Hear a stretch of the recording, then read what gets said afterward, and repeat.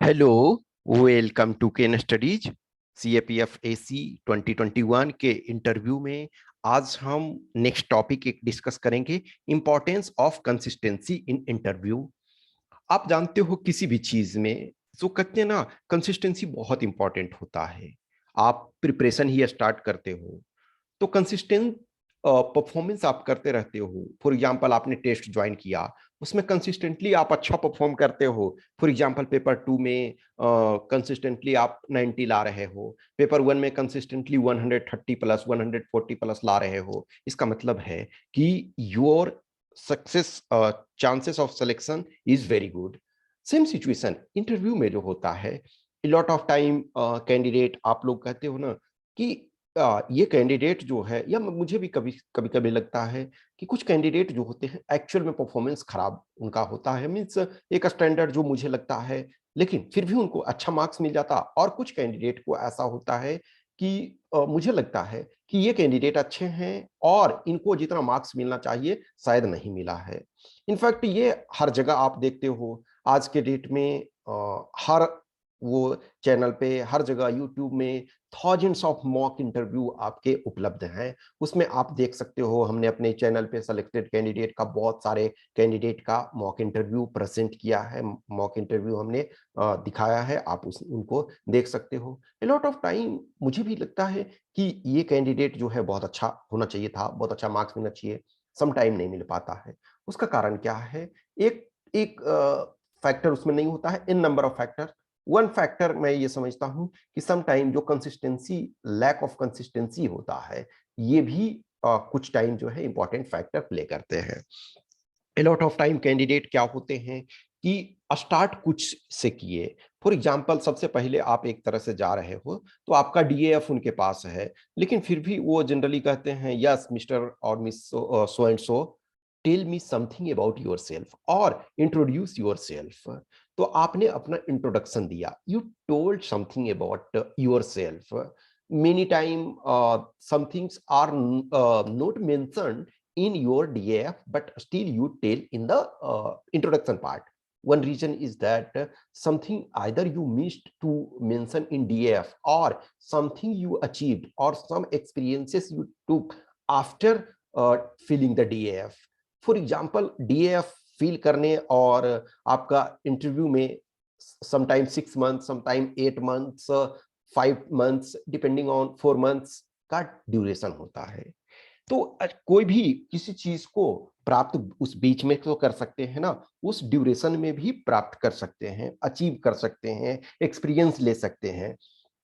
तो आपने कोई चीज इंट्रोडक्शन में बोला, अब वो इंट्रोडक्शन में जो बोला, तो वो जो भी, या तो आपने अपने बारे में बोला, कुछ वैल्यूज के बारे में, कुछ अपने फैमिली मेंबर्स के बारे में, या अपने एजुकेशनल बैकग्राउंड के बारे में, या फिर कुछ डेटा फैक्ट्स या कुछ ऐसी चीजें आपने बोला, तो उसको आपको मेंटेन करना है इन तक।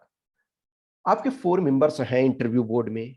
अब एक मेंबर ने कुछ चीजों को पूछा, कुछ फैक्ट्स, कुछ टॉपिक के बारे में पूछा, कुछ क्वेश्चंस पूछे, आपने रिप्लाई किया, तो सारे मेंबर्स तो उसको सुन रहे हैं। अब सेकंड मेंबर का टर्न आया, थर्ड मेंबर का टर्न आया, फोर्थ मेंबर का टर्न आया। अब किसी ने, दूसरे मेंबर ने उसी चीज को डिफरेंट वे में पूछा, यानी कि घुमा करके जो कहते हैं सेम चीजें को पूछा, और आप फर्स्ट मेंबर के और थर्ड मेंबर के जो रिप्लाई आपके हैं, यदि उसमें कंसिस्टेंसी नहीं आ रहा है, तो वो आपके लिए मेनी टाइम ड्रॉबैक्स होता है।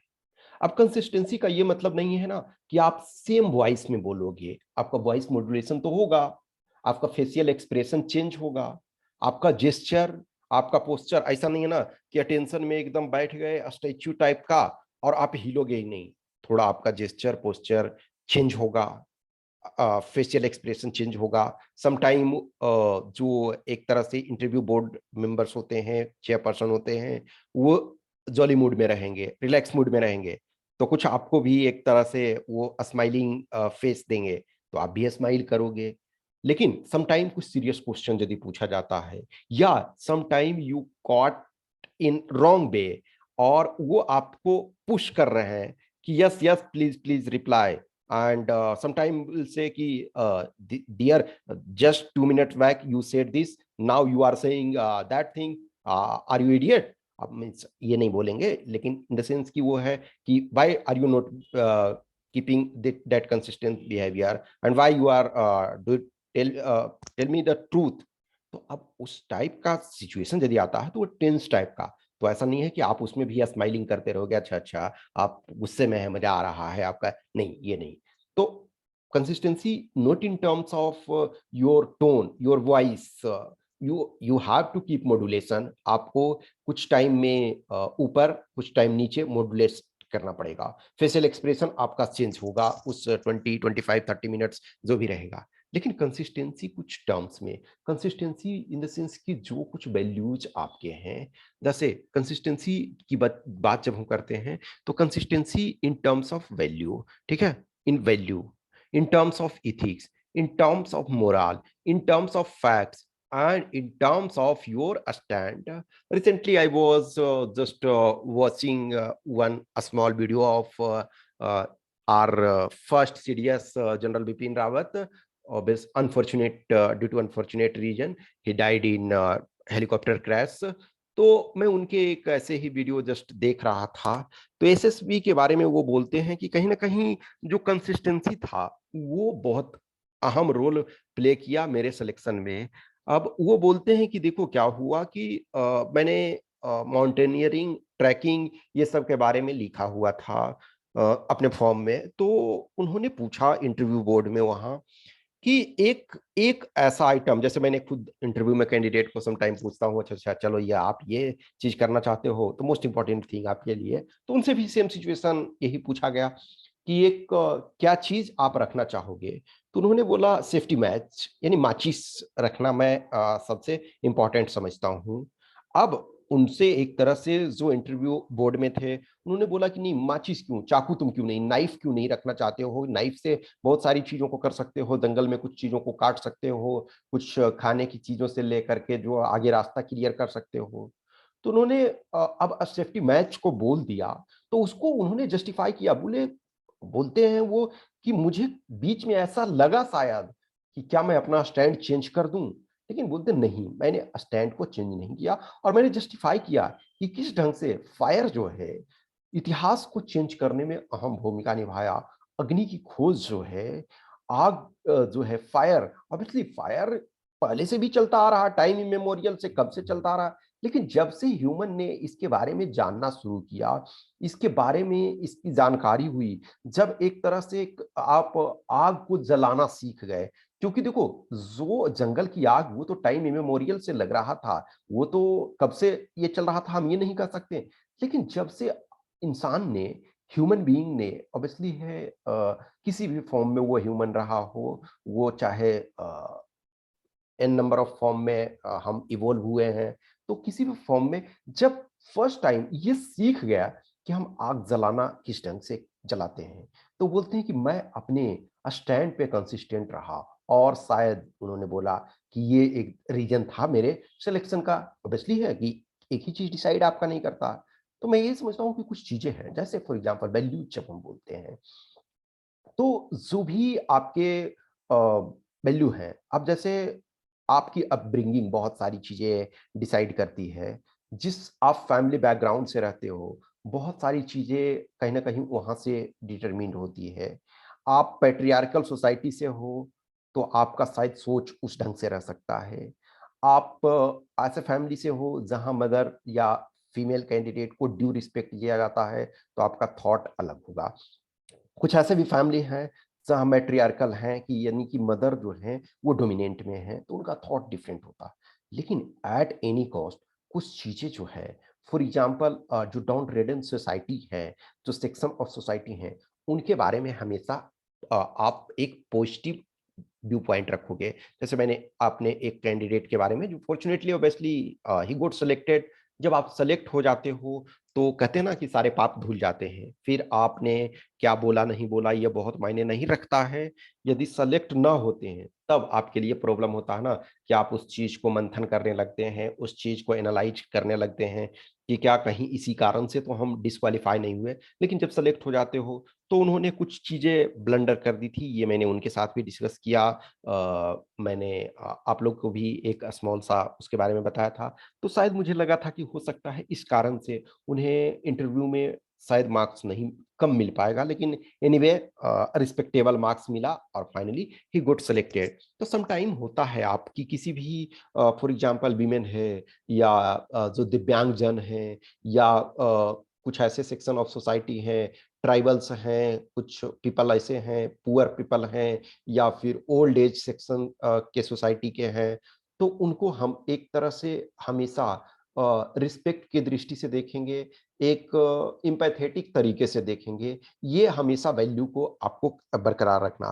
कुछ जो एथिकल वैल्यूज हैं, कुछ जो मोरल वैल्यूज हैं, उसको आप हमेशा कंसिस्टेंट रखोगे। वो जो कहते हैं ना कि हीरे की चोरी या खीरे की चोरी, चोरी चोरी है। तो किसी भी चीज को ये नहीं हम कहेंगे कि कुछ है सर, ठीक है 150 रुपया ले लिया तो कोई दिक्कत नहीं है, बड़ी चोरी नहीं करनी चाहिए, नहीं। चोरी ऑलवेज रॉन्ग है। हाँ, अब किसी को हेल्प करने की जहां तक बात होती है, तो सम टाइम आप बियॉन्ड रूल जाकर के हेल्प कर सकते हो, यदि वो डाउट में नहीं है तो। जैसे फॉर एग्जांपल आप कहीं एज ए असिस्टेंट कमांडेंट हो गए, आपका जो इकोनॉमिक पावर आपके पास, जैसे सम टाइम देखोगे कि फॉर एग्जांपल हर फोर्स में जो चैरिटेबल वर्क भी करते हैं, जैसे सीआरपीएफ में मैं था, तो सीआरपीएफ का मेडागास्कर जो ये है, उसमें हेल्प करते हैं जो भी, चाहे ब्लड डोनेशन से लेकर के, और बहुत सारे जैसे मेरे भी कुछ बैचमेट्स हैं, तो कभी बोलते हैं कि हम लोग कुछ सम टाइम कपड़े डोनेट करते हैं, ब्लैंकेट डोनेट, सपोज ठंडा का मौसम था तो ब्लैंकेट डोनेट करते हैं, और ये सारी चीजों को हम करते हैं, ठीक है ना।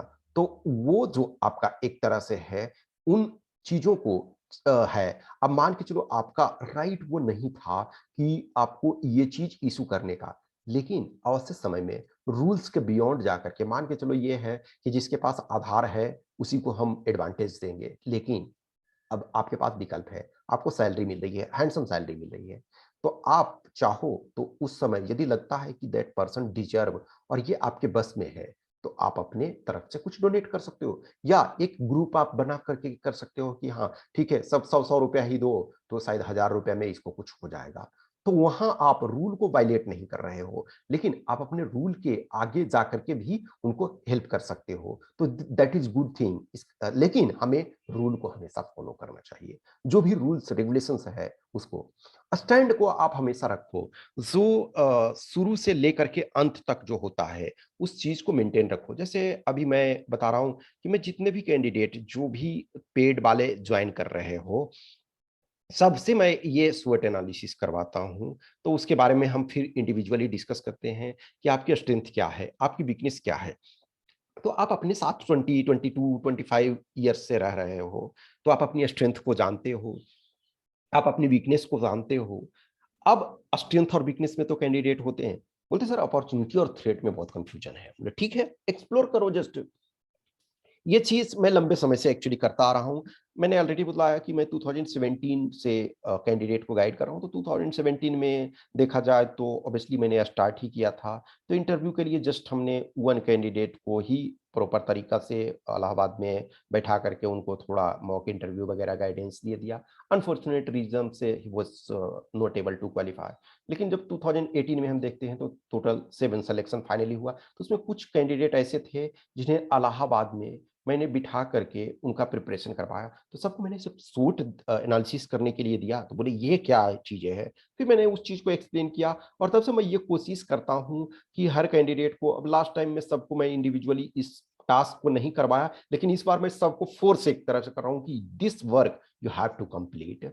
तो आप जब स्वोट एनालिसिस ही करते हो तो उसी में देखते हो कि देखोगे, जब उसको एनालिसिस करोगे, एनालाइज करोगे, तब पाओगे कि उसी में तो कंसिस्टेंसी नहीं आ रहा। तो मैं यही कैंडिडेट को बोलता हूँ कि आप कंसिस्टेंसी मेंटेन रखो और ये आदत शुरू से ही डालो। दैट्स द रीजन कि आप किसी भी चीज को कंसिस्टेंसी 25 मिनट्स तक आप रख लेते हो, तो 25 मिनट्स ऐसा नहीं है रैंडम में आप जाओगे और कंसिस्टेंसी, उसके लिए आपको प्रैक्टिस करनी पड़ती है। उसके लिए आप फीडबैक लोगे कि हाँ, हम यदि ये मॉक दे रहे हैं तो इसमें हम कहाँ मिस किए, कि एक वन मोमेंट पे हम यहाँ ये चीज बोल रहे हैं, दूसरे मोमेंट पे हम ये चीज बोल रहे हैं, तो इसमें प्रॉब्लम होता है। एक मेंबर ने आपसे कुछ पूछा तो आपने कुछ बोला, दूसरे मेंबर ने आपसे कुछ उसी रिलेटेड में पूछा तो आप डिफरेंट में आ रहे हो, तो वो इनकंसिस्टेंसी होता है। तो इनकंसिस्टेंसी आपको नहीं रखना है। कंसिस्टेंसी आपको वैल्यू के टर्म्स में, आप जहां तक, हाँ, वॉइस है, आपका जेस्चर है, पोस्चर है,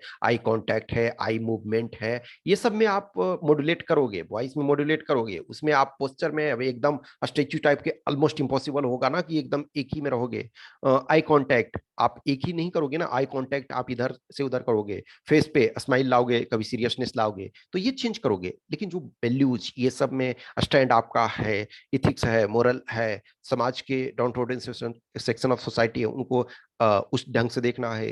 जैसे इकोनॉमी है, इकोनॉमी में हम इस ढंग से देखेंगे। फॉर एग्जांपल ये नहीं कहेंगे रिच जो पीपल हैं, तो ऑलवेज हम कहेंगे कि rich people should contribute for poor people, in the sense कि गांधी जी भी कहते हैं कि जो रिच पीपल हैं, जो बिजनेस क्लास हैं, जो उस लेवल के, वो एक तरह से ट्रस्टी ऑफ वेल्थ हैं, तो उनको जो जो उनके पास हैव नोट्स है उनको शेयर करना चाहिए। हमेशा ये ध्यान में रखोगे कि सोसाइटी में इक्वलिटी हमको लाने की कोशिश करना है, सोसाइटी में इक्वलिटी लाने की कोशिश करना है, और वो आपका आंसर इस ढंग से, इक्विटी आपको करने की कोशिश, जस्टिस आपको देने की कोशिश करना। यानी कि एक तरह से देखोगे कि जो आपके प्रियम्बल में वैल्यूज हैं, तो उन वैल्यूज को हम करने की कोशिश करना है, और उसमें जो है आपको डेविएट नहीं होना है। ठीक है, तो एक बार आप उन चीजों को देखोगे, उन वैल्यूज को और करोगे। ठीक है, फिर कुछ भी धीरे धीरे करके और चीजों को हम ऑलरेडी एक्सप्लेन धीरे धीरे करके करते जा रहे हैं। देखो, जो हर कैंडिडेट होता है उसका डीएएफ यूनिक होता है।